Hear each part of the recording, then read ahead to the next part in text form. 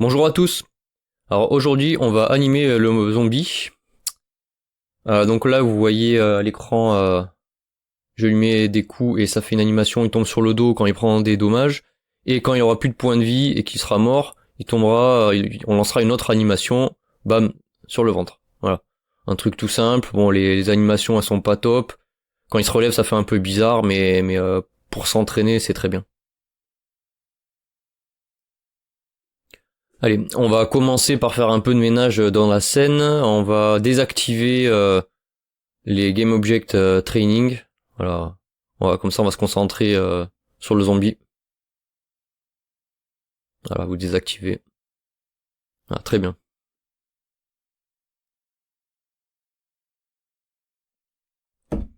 Alors, vous sélectionnez le zombie. Vous activez le composant Animator. Vous double-cliquez sur le contrôleur du zombie. Ça va ouvrir la fenêtre Animator.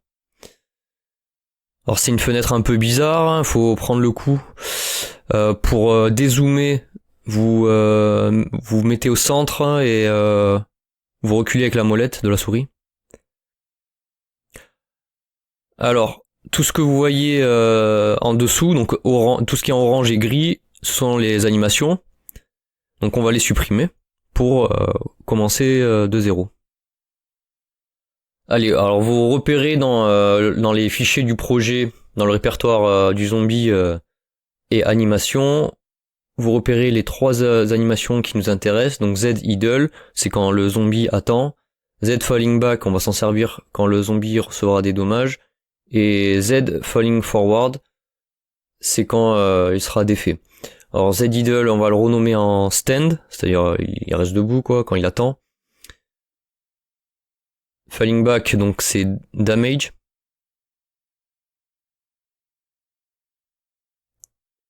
Et falling forward, je mets defeated. Alors c'est très important, il faut pas se tromper sur l'orthographe, parce que ça sera appelé depuis notre script. Alors on range un petit peu. Pour pouvoir lancer la bonne animation au bon moment, on aura besoin de paramètres qui seront appelés depuis le script. Donc on va créer un booléen qu'on appellera stand, un autre qu'on appellera damage et un autre qu'on appellera defeated. Alors attention, l'orthographe est très important.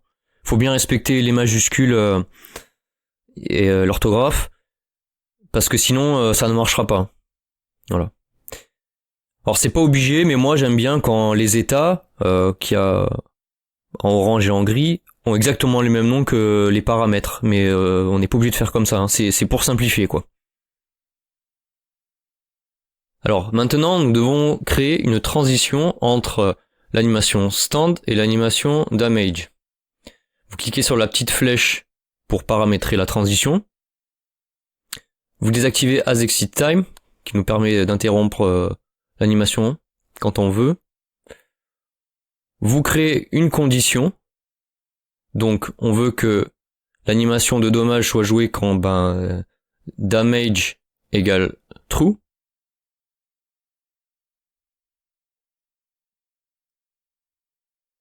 On va faire pareil de l'animation de l'état damage à l'état stand. On clique sur la petite flèche.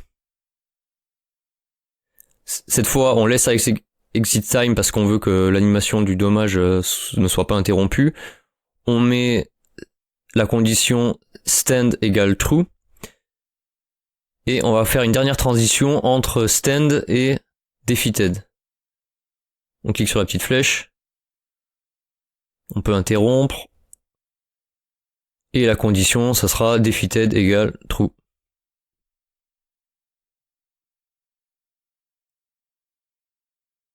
Ok, on va créer le contrôleur du monstre, on l'appelle monster controller. Vous créez le script et vous vous l'ouvrez avec Visual Studio.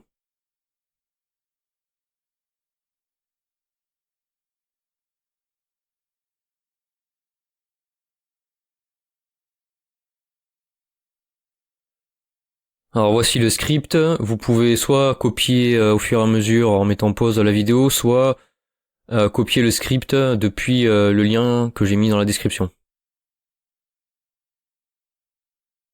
Alors, on va créer plusieurs variables. D'abord le composant animator, qu'on appelle animator, qui sert à communiquer avec le composant qu'on a configuré tout à l'heure.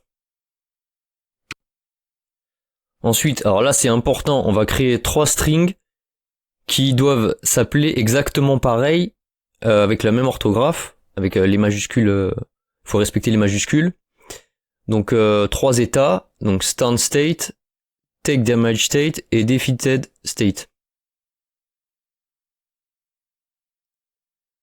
Allez, on descend donc dans la fonction. Ah oui, il y a aussi un paramètre current action qui nous permet de savoir quelle animation est en train d'être jouée. Ensuite, on va donc dans la fonction awake. On commence au départ à mettre current action sur stand.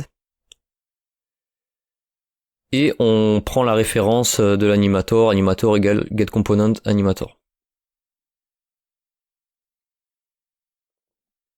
Alors, si la créature est en train de prendre des dommages, donc si current action est égal à take damage state, on va créer une petite fonction taking damage qui nous permettra de savoir quand l'animation est finie afin de rebasculer vers l'animation stand quand le zombie attend. Alors, première fonction, donc c'est stand qu'on appellera à la fin donc de taking damage, de l'animation taking damage. Alors on commence par réinitialiser tous les paramètres de l'animator, donc les booléens qu'on avait créés. Ensuite on configure current action sur stand stat. Et enfin on appelle le booléen de l'animator, donc stand, qu'on met sur true. Ensuite la fonction take damage est appelée quand le zombie, quand on lui tire dessus, quand il prend des dommages. Pareil, on réinitialise tous les paramètres de l'animator. On configure cette fois current action sur take damage state.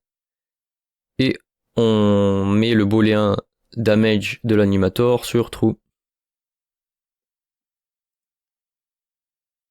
Voilà, rien de compliqué, toujours pareil. La fonction defeated, qui est appelée quand le zombie n'a plus de points de vie. On réinitialise tous les paramètres. La current action sera defeated stat et le booléen defeated state on le met sur true. Maintenant, on va s'occuper de la fonction taking damage qu'on appelle à chaque frame si la current action est égale à take damage state. On vérifie si l'animation, si l'état dans notre animateur est bien take damage state. Si c'est le cas, on vérifie à quel moment de l'animation on est. Donc c'est en gros c'est comme un pourcentage, sauf que ça va de 0 à 1. On appelle ça le temps écoulé normalisé. 0 étant le début, 0,5 la moitié, et 1 étant la fin. Donc la fin de l'animation, c'est quand normalized time est plus grand que 1. Et à ce moment-là, on revient sur l'animation stand.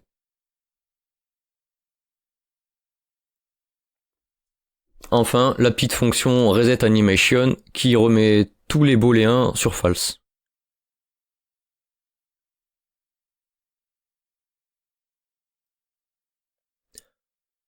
Alors maintenant, pour que vous compreniez bien, on retourne dans le script reSaveDamage.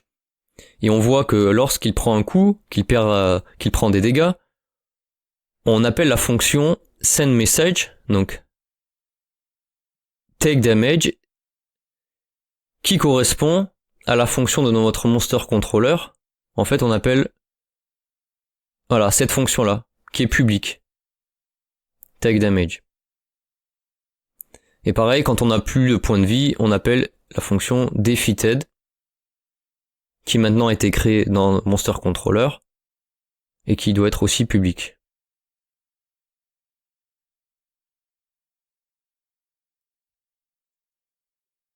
Allez, maintenant on peut mettre le temps d'invulnérabilité sur, disons, 1 seconde. On va essayer, comme ça. Et il est temps d'essayer, si tout est bien configuré, je mets en plein écran, voilà, quand je lui tire dessus, ça joue l'écran, ça joue l'animation où il se couche sur le dos. Bon, quand il se relève c'est un peu bizarre, mais ouais. Voilà, pour apprendre c'est très bien. On pourra même par la suite créer notre propre animation pour prendre des dégâts de manière un peu plus réaliste. Et quand il n'a plus de points de vie, voilà, on a bien lancé l'animation Defeated. Alors voilà, si ça ne fonctionne pas du premier coup, je vous invite à regarder la vidéo une seconde fois et surtout de bien faire attention à l'orthographe et aux majuscules des paramètres, des booléens et des stats, des états. Donc stand, damage et defeated. Vérifiez bien ça, c'est là que ça pourrait que des bugs pourraient avoir lieu. Voilà, une fois de plus, hein, si vous en êtes là, c'est que je pense que vous appréciez mon travail, donc n'hésitez pas à interagir, à laisser un commentaire et à vous abonner.